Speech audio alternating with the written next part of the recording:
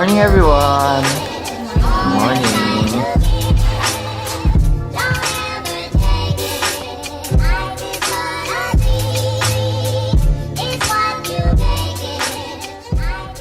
Hello. Oh, balita ko, pasado ka daw. Ay, opo.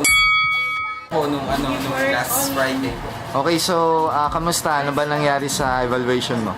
Yun, gawa ko naman yung ginagawa sa akin ni Mr. Lau. Tapos medyo nagka-problema lang ako ng kaunti dun sa introduction ko. Pero okay naman, smooth sailing.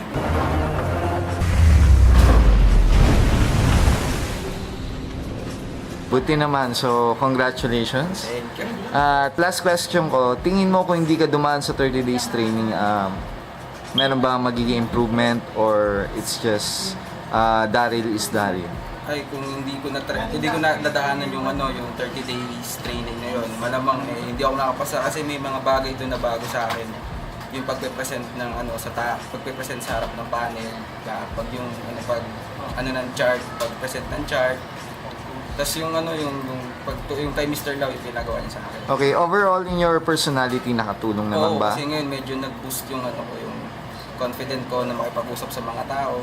Pero Okay. na pagkaharap mo sa mga di ko pa masyadong makilala. So yun. Okay, thank you very much and congrats again. Thank you. Okay, bye! Bye-bye.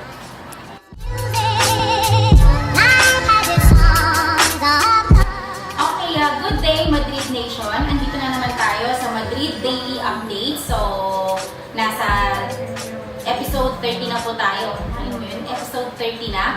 Okay, for daily updates, nalala niyo si Daryl, yung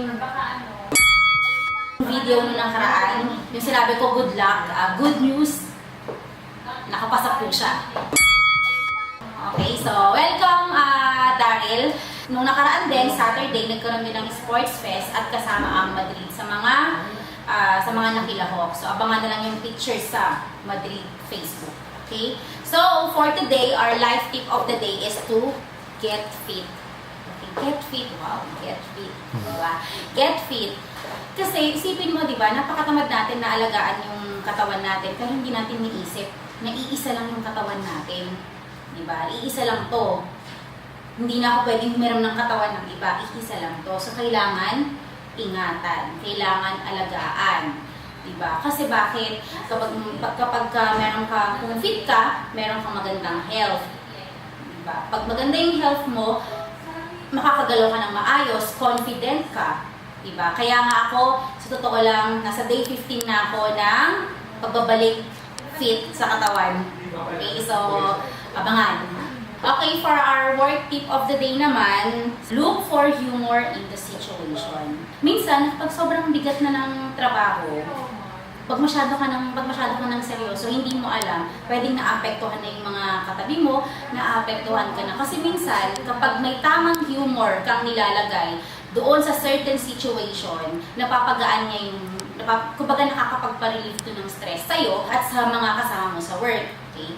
Mas maganda kung minsan nilalighten mo yung mood para malighten din yung mood ng mga kasama mo. Kasi isipin mo, kung biglang stress ka na, tapos yung isang kasama mo pa sobrang stress na kayong lahat, diba? So, mas maganda na minsan, merong konting nag-icebreaker.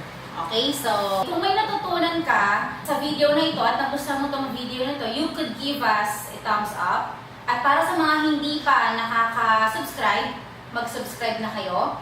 Okay? At para sa mga hindi pa nakakapanood ng mga old videos namin, you can click here. Okay? So, yun lang.